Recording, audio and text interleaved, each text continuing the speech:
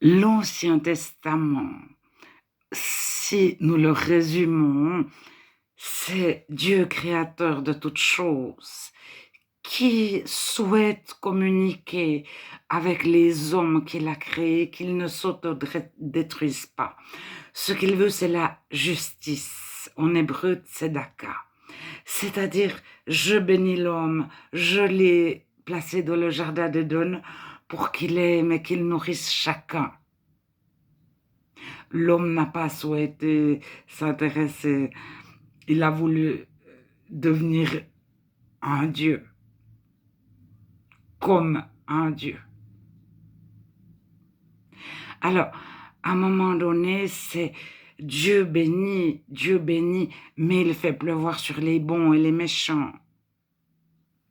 Et comme il bénit l'homme qui s'approche de Dieu encore plus, il lui dit, mais toi qui as, bénis les autres. Mais Dieu bénit, encore une fois, même des fois, certains qui sont très contre Dieu sont très riches.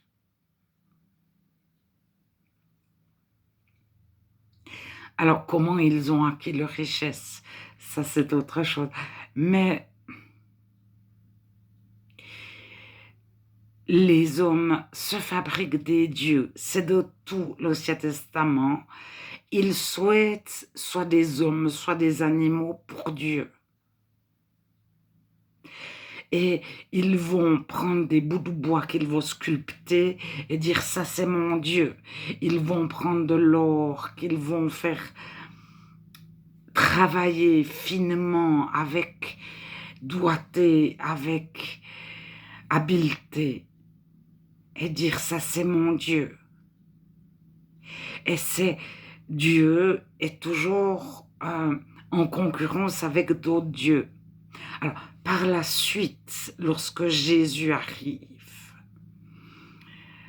tous les Hébreux ne croyaient plus qu'en un seul Dieu, parce qu'il y avait eu les pharisiens 400 ans avant Jésus qui étaient retournés à Dieu.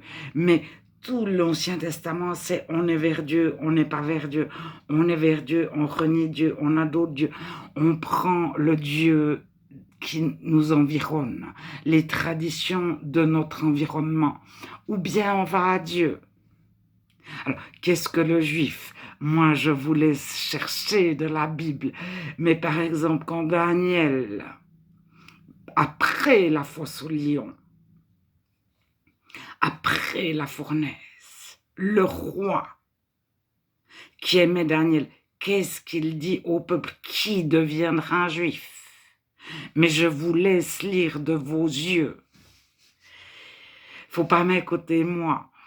Faut rechercher par vous-même. Alors, je voulais juste dire que après Jésus, les dieux ont été interdits. Mais comme les gens continuaient, on a donné de servir clandestinement leur Dieu.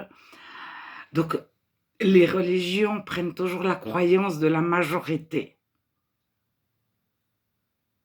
Et lorsque la croyance de la majorité ne croit plus qu'en Dieu créateur, toutes les autres croyances sont interdites. Mais les gens continuent de croire à leur Dieu.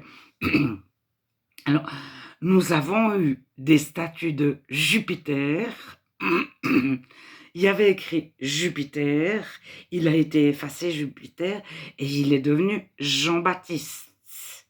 Les temples dédiés à Minerve, je pense sur la bosse de Montmartre à Paris, est devenue une cathédrale dédiée à Anne ou à Marie.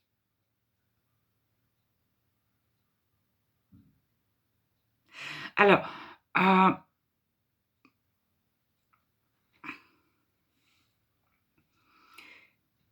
les saints de la Bible, ce sont les chrétiens. Priez pour tous les saints, c'est prier pour vos frères et sœurs vivants aujourd'hui. On ne prie jamais pour un mort, on n'invoque jamais un mort, on ne demande jamais à un mort de prier pour nous. Jésus est vivant, il est ressuscité, c'est le seul qui prie pour nous, c'est le seul intermédiaire entre Dieu et nous. Alors, les dieux ont été christianisés, le paganisme a été christianisé, on a fait un doux mélange.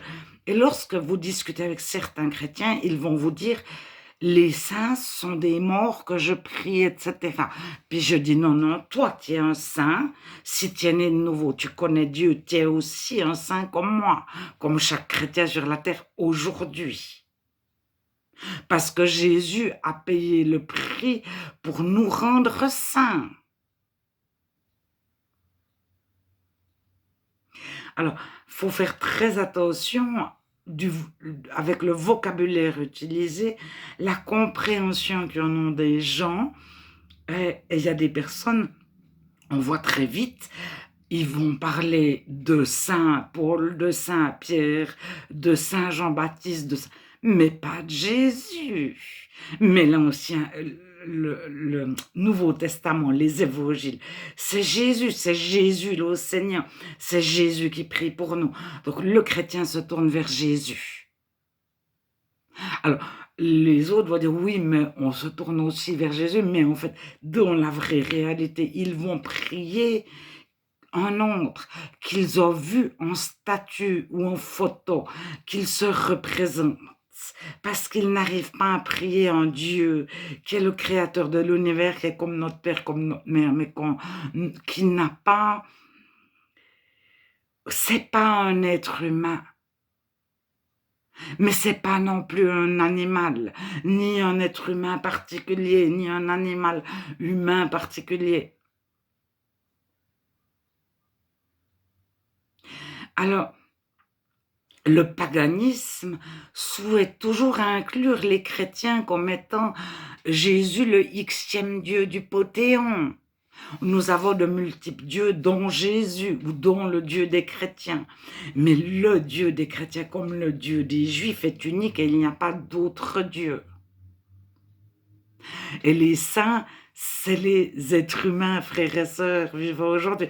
Je suis une sainte comme toi. Si tu connais Dieu, tu es aussi un saint ou une sainte. Si tu crois que Jésus est mort pour te laver totalement, te purifier du mal, de tous tes péchés, tu es pardonné à 100%, tu es plus blanc que neige. Si tu crois que Jésus est ressuscité, mais si tu le confesses de ta bouche